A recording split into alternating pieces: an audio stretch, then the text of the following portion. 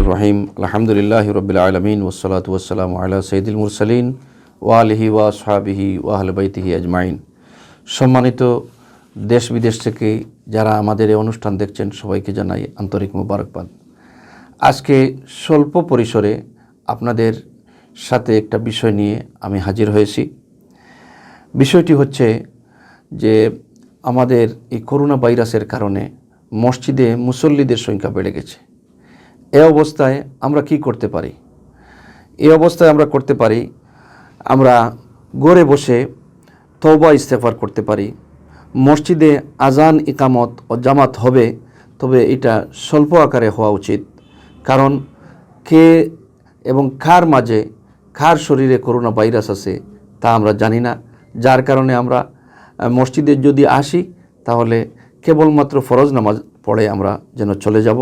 বাড়িতে সুন্নত মুস্তাহাব যেগুলো আছে সেগুলো আমরা আদায় করার চেষ্টা করব, এবং আমরা মসজিদের অজুখানায় সাবান বা আমরা স্যানিটাইজার ব্যবস্থা আমরা করব মসজিদ কর্তৃপক্ষের পক্ষ থেকে। সেটা আমি উদাত্ত আহ্বান জানাচ্ছি।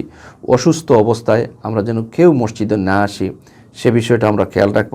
যারা বিদেশ থেকে আসছেন বা কোয়ারেন্টাইন থাকি যারা আমরা বাড়িতে চলে গেছি, তারাও আমরা আরও কিছু সময় অপেক্ষা করে তারপরে মসজিদে আসার চেষ্টা করব, এবং জুমার বয়ান এবং দোয়া আমরা সংক্ষিপ্ত করার চেষ্টা করব।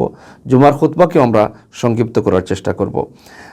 যারা অসুস্থ এবং সর্দি কাশি শরীরে আছে আমরা যেন মসজিদে না আসি। আমি আমার মাঝে যদি এই রোগটা থাকে, ভাইরাস যদি থাকে, হয়তো আমার এই ভাইরাসের কারণে অন্যের কাছে চলে যেতে পারে, যার কারণে আমরা খুব সতর্কতা অবলম্বন করব।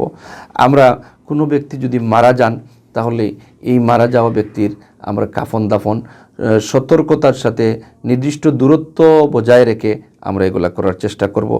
মসজিদের কাতারের দূরত্ব আমরা বজায় রাখব, এবং আমরা সালাম বিনিময় করব, মুসাফাহা করব না, এবং আতঙ্ক বা আমরা গুজব ছড়াবো না, এবং আমরা জুমার সময় অনেক বয়ান করি, আমরা তথ্যভিত্তিক বয়ান করার চেষ্টা করব। আমরা সর্বদা অজু অবস্থায় থাকব। সম্মানিত দেশবাসী, আমাদের এই বাংলাদেশে প্রায় 3.5 লক্ষ মসজিদ রয়েছে।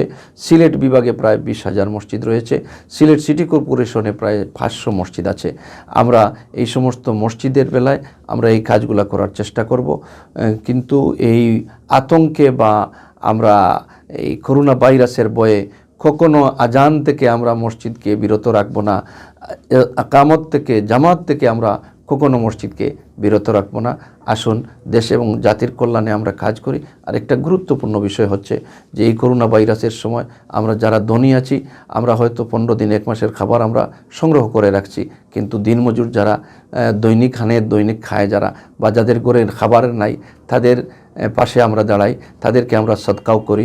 বিশ্বনবী সাল্লাল্লাহু আলাইহি ওয়াসাল্লাম বলেছেন, as-সাদাকাতু তারুদ্দুল বালা, যে সদকা করলে বিপদ আপদ দূর হয়। আসুন সেই মনোভাব নিয়ে গরিবদের সহায়তা আমরা করি। বিষয়টি শেয়ার করবেন, লাইক করবেন এবং কমেন্ট করবেন, এবং অন্যকে জানিয়ে দেওয়ার চেষ্টা করবেন। সুস্থ থাকুন, ভালো থাকুন। দেশ এবং জাতির এই করোনা ভাইরাসের ভয়াবহ পরিণাম থেকে আল্লাহ তাআলা আমাদের সবাইকে হেফাজত করুন। আমিন। ওয়া আখিরু দাওয়ানা আলহামদুলিল্লাহি রাব্বিল আলামিন। আসসালামু আলাইকুম ওয়া রাহমাতুল্লাহ।